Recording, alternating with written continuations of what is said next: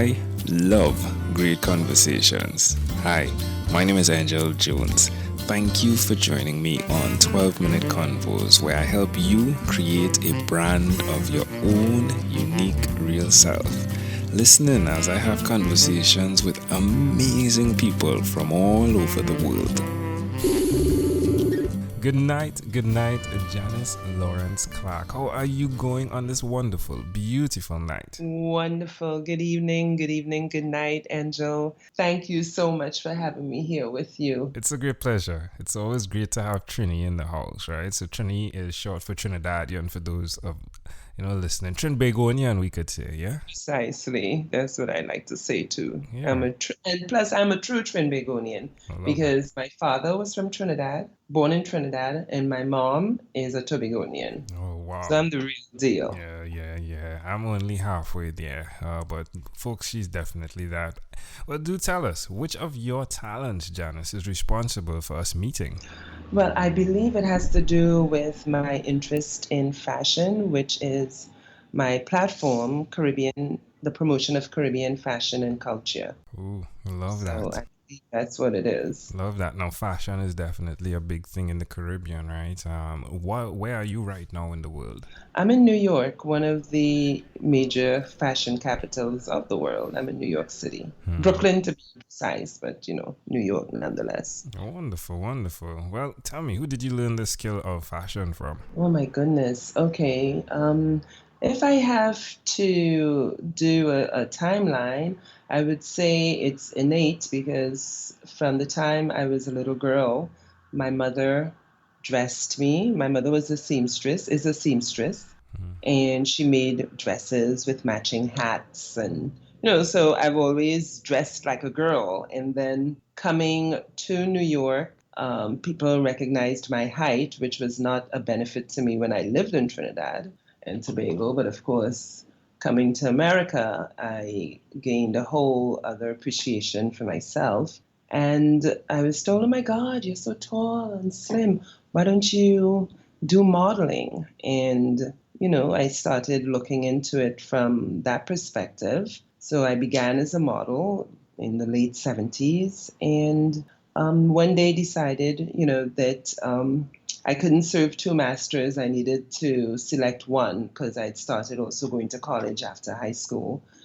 So I was modeling and going to college and decided, okay, let me just stop modeling and finish my education. So I continued my education at the Fashion Institute of Technology, where I got a degree, my first degree in fashion buying and merchandising. Wow. And from there entered the industry, and the rest, as they say, is history. Wow, you've definitely been around. Wow. Wow. So why would you continue to repeat this skill, Janice? The skill of fashion? Oh my God, let me tell you, Angel, I've tried to get away because, yes, I have. Number one, being in the fashion industry, I love it. It's a natural thing, and when you're doing something that you love, it doesn't really feel like work. But I stopped when I had my daughter, and I stopped actually working full time, and stopped to raise my child. And I should say, in the interim, or prior to that, I'd been given a mission called CAFE, the Caribbean American Fashion Exchange. I call it a mission because of how it actually came to me. And we're talking like mid 80s when prayers were taken out of school in Trinidad and Tobago. And things were changing with the youth. And it occurred to me one day that if people were able to earn a living at their craft, then their hands wouldn't be idle and they would be able to earn a living and therefore have things to do and be happier instead of some of the problems that we were hearing coming out of Trinidad and Tobago.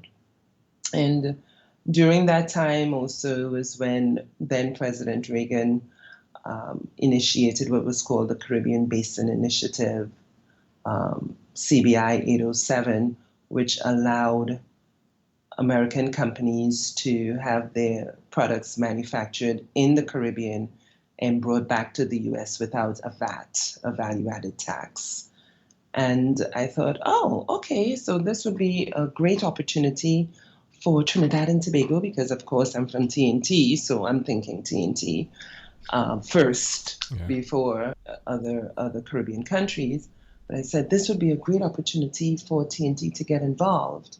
And so I started pursuing, and out of that came this vision of what can be if Trinidad and Tobago, because of how it's positioned within the Caribbean region and the Americas, the American hemisphere, if a fashion industry was indeed to be developed in the Caribbean, wouldn't it be lovely that, TNT could be the capital of fashion for the Caribbean? And that has always been like the thing that's been digging into my skin, and I've presented it, I've presented it to various government officials over the years, and it's really gone nowhere. And so I begged the Lord last year, please, please, oh God, take it away from me. Let me just get a job like regular people, and so I know when a check is coming, every 2 weeks or every month. Let me rest myself and stop getting all this aggravation. Yeah. But he told me, no, it's not that you're doing the wrong thing. You just have to do what you're doing differently. And that just started a whole fresh perspective again. Wow, that's fascinating. I needed to say, too, that over the years, after trying with Cafe in the 80s and then having my daughter and, getting married, having my daughter, I just said, okay, that's it. And leave it alone. And I pretty much forgot about Cafe. I did move back to Trinidad and Tobago. I was involved in the media. I revolutionized the way fashion was covered in the TNT papers. I was the style editor for the Trinidad Guardian. Then I worked also for the Independent. I was their social reporter for the Independent. Did a few things with the Trinidad Express, but was always involved with grooming and trying to bring my Caribbean designers into the forefront. And then, like I said, after a while, I left TNT, came back to New York, did a degree at NYU, got my bachelor's, and then moved to Georgia with my daughter. And Cafe never came back to me. I should say resurfaced in 2009, when President Obama went through his inauguration, and a girlfriend, Spencer Gillette, and I made a pact with each other late in 2008 that we would encourage each other to do that thing that we are called to do. Whatever it is you're called to do, let's get it done. What is it that you want to do? And I said, well, I love producing fashion shows, and I want to do something with Caribbean designers. And after resting and thinking about it, the inauguration of President Obama and some of the words that he said just brought Cafe right back. Wow. And ever since then, 2009 till now, I've been at it. Wow. And, honing it and trying different approaches. And, so it's gone through several iterations, but now I think we've got it to where it needs to be. And I'm looking forward to cultivating a group of designers that we can present in September 2018 to really test the model, because it's a business model that positions Caribbean heritage brands before sales opportunities at 3 different target markets. And I believe that this would help to grow these companies, these brands, and bring them into the forefront and have them start making money at what they do best. Love it. Amazing audience, you're hearing it live from Janice Lawrence-Clarke, founder of Cafe Caribbean American Fashion Exchange. Janice, let's switch gears for a moment now, and let me invite you into my time machine that is surrounded with beautiful, warm, blue Caribbean water. Janice, what is your earliest childhood memory? Wow, my earliest childhood memory. There are quite a few popping up. One, I was about maybe 3 years old maybe, jumping back and forth from the step, one high step to the lowest step, back and forth. And my mother looking out the window and saying, "Jan, don't do that. You will fall." "Okay, mommy." And I did it one more time. And I fell, and I see myself on my mother's shoulders as she's taking me down to casualty so that I can get patched up. Wow, why do you think this memory in particular is so clear? And I still have the scar. And there's another one. I don't know if this one is earlier. It's when my brother was born. He was, baby. And he was in his crib.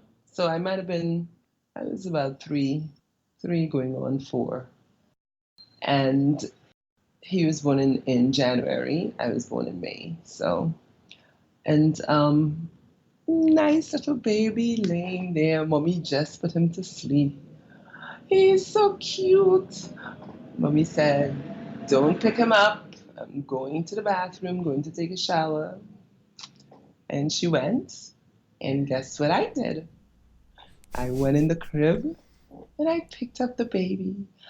And then I heard my mother's footsteps coming back from the bathroom, and I dropped the baby. I dropped the baby back in the crib. And guess what? The baby started bawling. So yes, I was that kind of child. Yeah, like in Trinidad we say you hadn't, you know, but most definitely, I mean, can I offer an interpretation to the thought picture you created in my mind? Sure. Sometimes in fashion, it's just that, right? Where who we are is different, right? Or like from there, even on the onset, your mindset was always to go against what was the trend. And I'm not saying the indisciplined path is something that you cultivated, but most definitely, I've seen some of your designs. The things you do, it's definitely a step away, using the step, of course, a step away from the usual. And that's what fashion is, isn't it? Yes, yeah, I kind of like what you're saying there. I see that. I definitely do go against the grain because I realize that I am determined to see something through. Yes. So it's like, okay. If we fast forward to when you were 12, what was your favorite song? Oh my God, when I was 12, you're making me do some math. So let's see.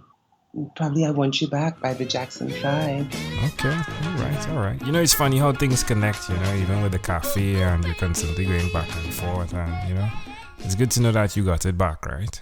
Oh, yes. Janice Lawrence-Clarke, we have arrived at our destination. But before we get off of this time machine, there's a small declaration form. So it's yes or no, possibly a bit more. Janice, have you chosen someone to pass on your skills to?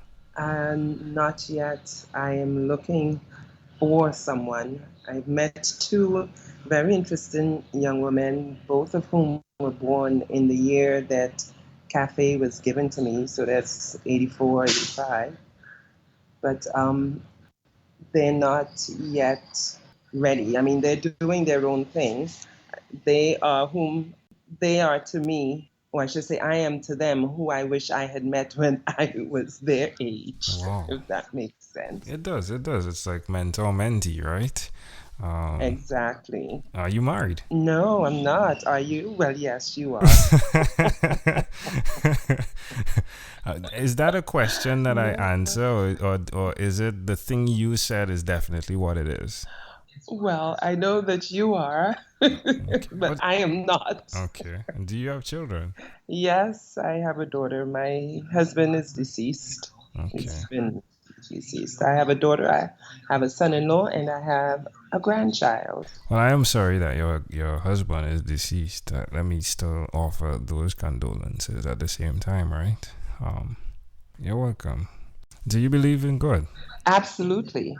That is who has kept me and brought me this way. I not only believe in God, I believe in Jesus Christ, and I am guided by the Holy Spirit when I allow Him, when I allow myself to pay attention. He guides me well. And what about your friends? Do you have an inner circle of friends? Yes, I do. I do. A very tight inner circle, but I have way more acquaintances than of course, than in the Holy of Holies. I only have like maybe one or two people there, if that many. Well, tell me about TV. Do you watch TV for more than 3 hours a day? Sometimes yes and no.